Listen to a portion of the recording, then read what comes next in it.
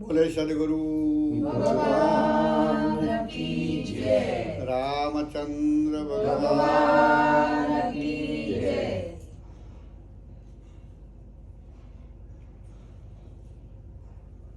આપણી આ પુણ્ય ભૂમિ ઉપર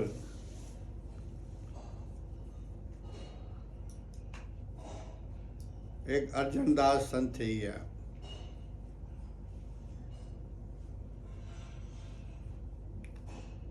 જીવનદાસના શિષ્ય.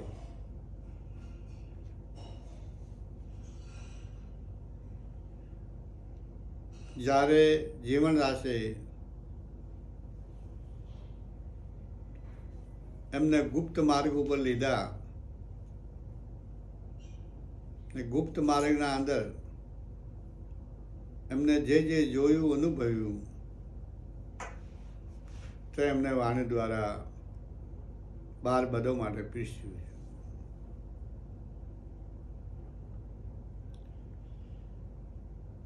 બંક નાલ રસ પિયા મેરે યોગેશ્વર, ઉલ્ટી નાલ રસ પિયા.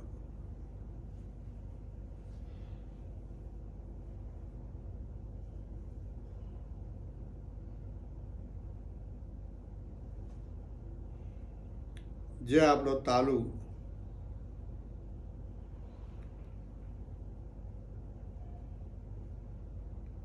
ત્યાં અમૃતનો કૂવો છે, એવું બધા મહાપુરુષો કહે છે, આપણે કહીએ છીએ. હવે તાલુ તે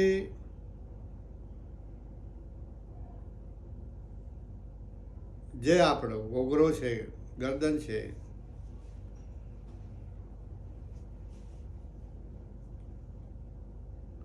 મોઢાના અંદર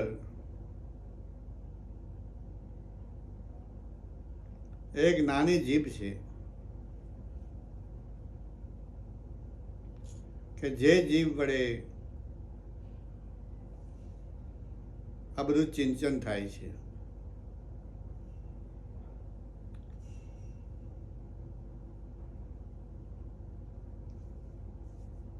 ત્યાંનો બંકનાલ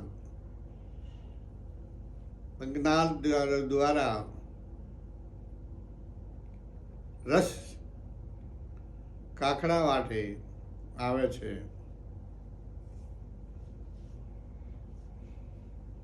અને સાધક યોગી પીએ છે.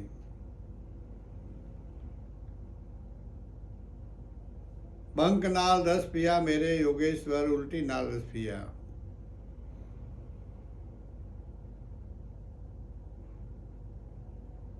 ઉલ્ટી નાલ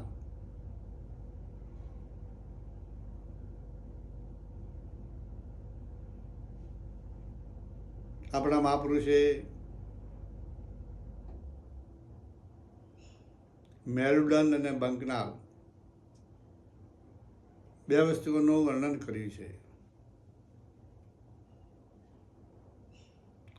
મેરુડન છે મૂલાધારથી ગરદન વિશુદ્ધ સુધી,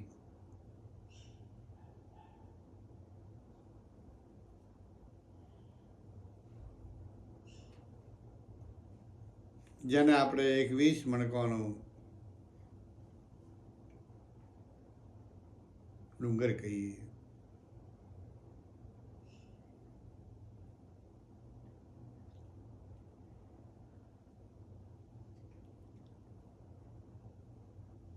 મેરુડન 21 મણકાનો બનાવેલો છે કુદરતી. એ ગરદન સુધી આવી, ગરદનના ઉપર પૂરો થઈ જાય છે.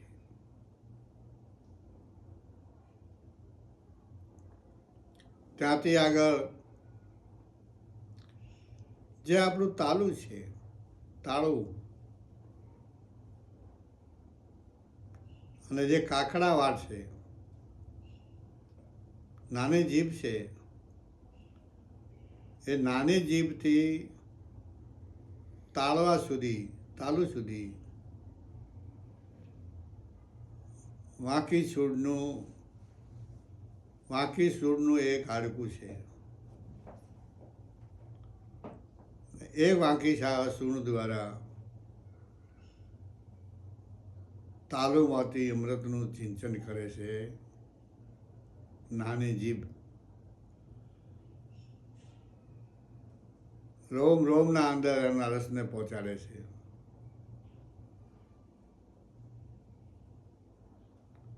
ઉલટીનાલ રસ પિયા મેરે યોગેશ્વર, બંકનાલ રસ પિયા. પિયા અમીરસ અમર ભયા. ત્રિકુટી મહેલ પર તકિયા.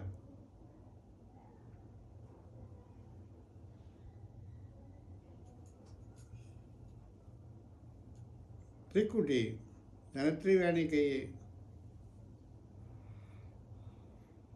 એ મહેલ ઉપર તકિયો છે.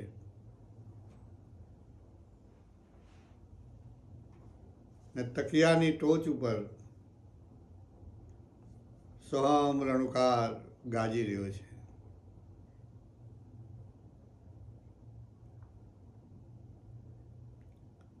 त्रिकुटी महल पर तकिया मेरे संतो, उल्टी नाल रस पिया.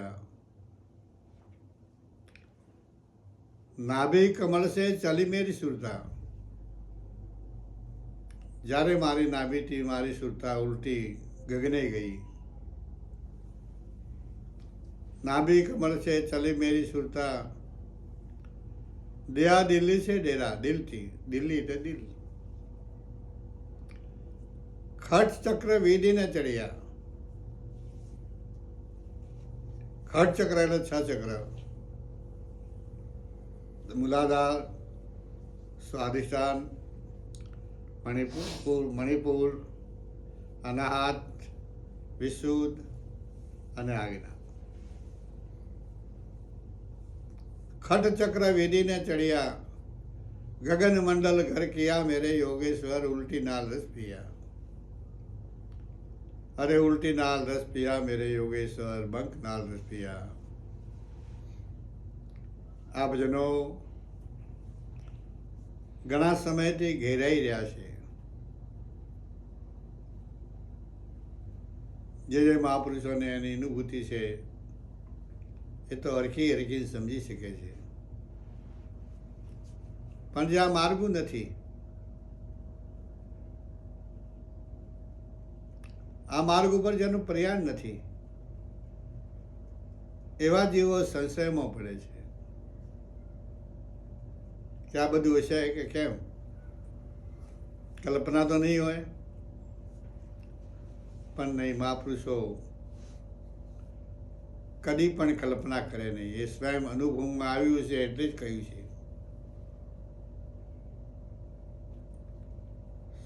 સદગુરુ વાક્યમ સદા સત્યમ. એમાં કોઈ ફેરફાર થાય એવો નથી. સાચું છે.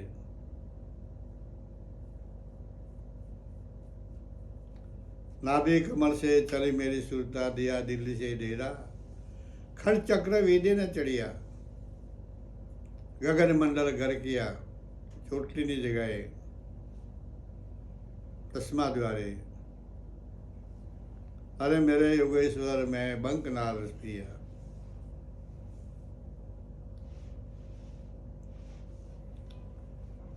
तृषा तन है आस पीवन की लहर लगन घर लिया. એટલું બધું તરસું મન છે કે બસ પીધા જ કરું ને એની લહેરની લગન હું લગાયા જ કરું. તૃષા તન હૈ આસ પીવન કી લહેર લગન ભર ઘર લિયા. મગન ભયા મન ચડી ખુમારી. એ બ્રહ્મનશાના અંદર મારું મન મગન થઈ ગયું. બ્રહ્મનશાને ખુમારી ચડી. મગન ભયા મન ચડી ખુમારી. રોમ રોમ में रम રહ્યા મેરે યોગેશ્વર, બંક નાલ રસ પિયા. રોમ રોમના અંદર, એક બારના અંદર સોહમ સોહમ સોહમ સોહમ ટંકશાળ થવા મળ્યો. अरे उल्टी नाल रस पिया मेरे योगेश्वर, બંક नाल रस पिया.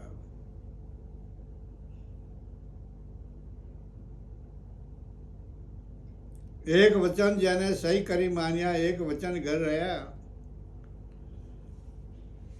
આ માર્ગ એવો છે કે ગુરુ વચન મારા માટે જે ગુરુ કહે છે એ તદ્દન સત્ય વાત છે. એક વચન ઘર રહ્યા, એક વચન જેને સહી કરી માન્યા, બસ કે હવે એનાથી બીજું છે નહીં. હશે તો આ હે, પણ મને જે કહ્યું છે એ સત્ય જ છે. એક વચન જેને સહી કરી માન્યા, એક વચન ઘર રહ્યા. ગુરુ વચનમાં રહીને જ જીવે. નાથ નિરંજન નજરે જોયા. નાથ નિરંજન એટલે સોહમ રણુકાર. એ નિરંજન છે, કોઈના રંજનમાં આવતો નથી. નાથ નિરંજન નજરે નિરખ્યા, સોહમ શબ્દે ઘર આયા, મેરે સંતો ભાઈ ઉલટી નાલ રસ પિયા. સોહમ શબ્દે જીવની ઉણાથી થાય છે. એના આગળ કોઈ બીજો માર્ગ નથી. એ જ સોહમ રણુકાર છે.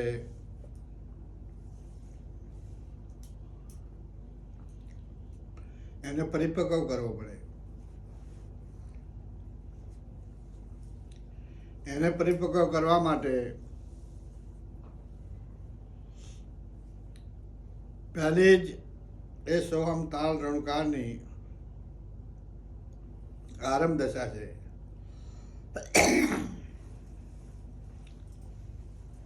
આરંભ એનો આરંભ થાય છે.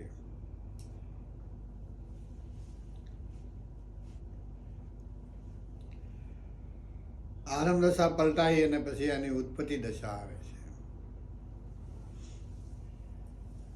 આરંભ દશાના અંદર પકડાય છટકી જાય, પકડાય છટકી જાય, પકડાય છટકી જાય. પછી એની ઉત્પત્તિ દશા આવે છે કે નાભીમાં ધારે તો નાભીમાં પકડાય, ગરદનમાં ધારે તો ગરદનમાં પકડાય, ત્રિકુટીમાં ધારે તો ત્રિકુટીમાં પકડાય.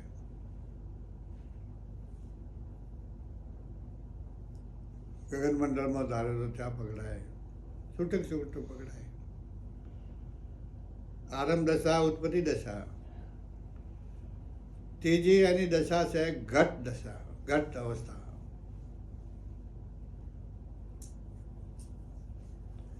ઘટ અવસ્થાના અંદર જ્યારે ધારે ત્યારે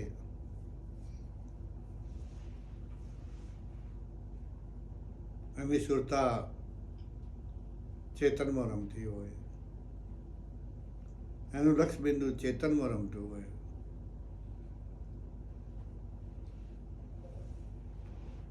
ખાતા પીતા બોલતા નયને નિરંજન નિર્વિકાર જ્ઞાનમાં એ જ રમતો હોય.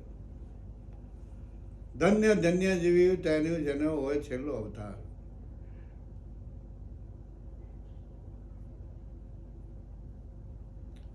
અને ચોથી અવસ્થા છે નિષ્પત્તિ અવસ્થા. ત્યાં પૂર્ણાહુતિ છે. મૂલાધારનું દ્વાર છે, નાભીની જગા છે, મૂલાધારની જગા છે. એને છોડી અને સોહમ રણુકાર દસમા દ્વારના અંદર પૂર્ણ બ્રહ્મના અંદર, પૂર્ણ પુરુષોત્તમના અંદર સમાઈ જાય છે. એ એની નિષ્પત્તિ દશા છે. એ સમાઈ જાય ત્યારે કે એનું પ્રમાણ શું? તો કે એના અંદર અનંત શક્તિ, અનંત આનંદ, અનંત ઐશ્વર્ય, અનંત લક્ષ્મી, અનંત જ્ઞાન, અનંત સિદ્ધિ, અનંત અમરપણું. એકનો અનેક થઈ શકે, અનેકમાંથી એક થઈ શકે. જડનું ચેતન કરે, ચેતનનું જડ કરે. દ્રશ્યનું અદૃશ્ય થાય, અદૃશ્યનું દ્રશ્ય થાય. આ બધી જ સિદ્ધિઓ એના સંકલ્પ માત્રના અંદર બધું કામ કરતી હોય છે.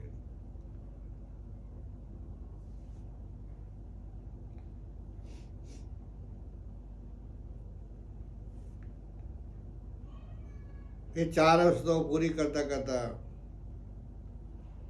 કોઈને 12 વર્ષે પૂરી થાય, કોઈની 18 વર્ષે પૂરી થાય અને કોઈને 35 વર્ષે પૂરી થાય છે.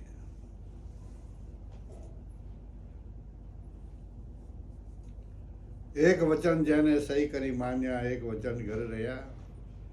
નાથ નિરંજન નજરે નિરખ્યા, સોમ શબ્દે ઘર આયા. મેરે ચંદો ભાઈ ઉલ્ટી નાલ રસ પિયા.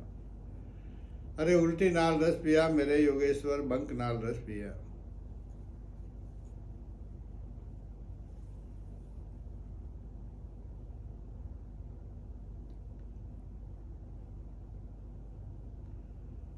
સાચી બંદગી કર લે બંદે. હે ભાઈ, તમે બંદગી કરો તો સાચી કરો. આપણા મહાપુરુષોએ કરી છે એવી રીતે, આપણા ઋષિ મુનિઓએ કરી છે એવી રીતે, નહીં કે આપણને મન ફાવે એમ બેવું, મન ફાવે ત્યારે ઉઠી જવું.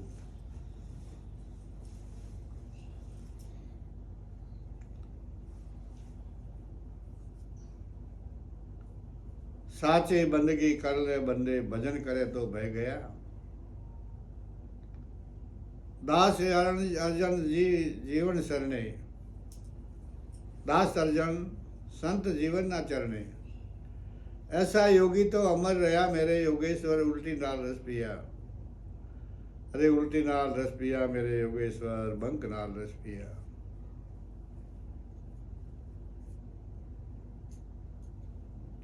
આપણી આટલી ઉંમર થઈ છે,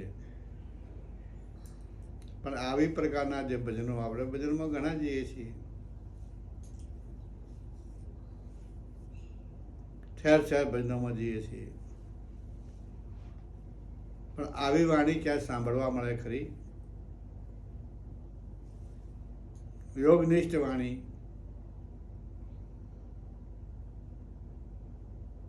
કેમ કે ગાનારને જ ખબર ના હોય,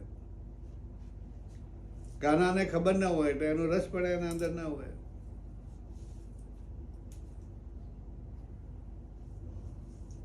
અને કદાચ ગવાય,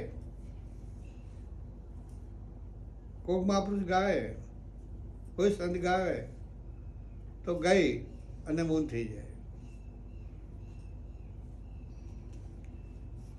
પણ એનું સ્પષ્ટીકરણ કરી અને પોતે સમજવું અને બીજાને સમજાવવું, એ વાત તો બહુ ઓછા જીવનો પાછી છે. આ વાત ઘણા ઓછા જ આવડેલા છે કે જેમના પાસેથી આ વાત આપણને મળે. અત્યારે આ વાત સાંભળી છે, આજ સુધી સાંભળી નથી. કદાચ આપણે આ મંડળમાં ગવાઈ છે તો સાંભળી છે, પણ બીજે ક્યાંય સાંભળી નથી ને ગવાઈ નથી. અને હવે પછી ગવાશે કે કેમ, એ પણ એક સવાલ છે. હમણાં છે કે કેમ, એ પણ એક સવાલ છે. કેમ કે આ છેલ્લી કક્ષાનું ભજન છે, એના પર કોઈ બીજી વાણી નથી. એટલે આવી વાણીઓને આપણે વધાવી અને લઈ લેવી, એમના પર તે બુદ્ધિનો ખૂબ મંથન કરવું, તો બુદ્ધિનો ખૂબ વિકાસ થશે. અમે મંથન કર્યું છે, કરી રહ્યા હતા, અત્યારે કરીએ છીએ, તો અમને આ મહાપુરુષોની વાણી દ્વારા થોડી ખબર પડી. એવી ખબર પડી એવી મેં તમારા આગળ અદા કરી. પણ આવી વાણી સાંભળવા મળવી બહુ દોયલી છે, દોયલી છે, દોયલી છે. વિચારમ પરમ જ્ઞાનમ.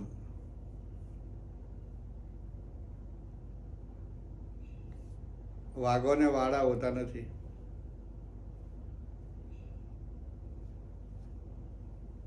ચંદનનો બગીચો હોતો નથી.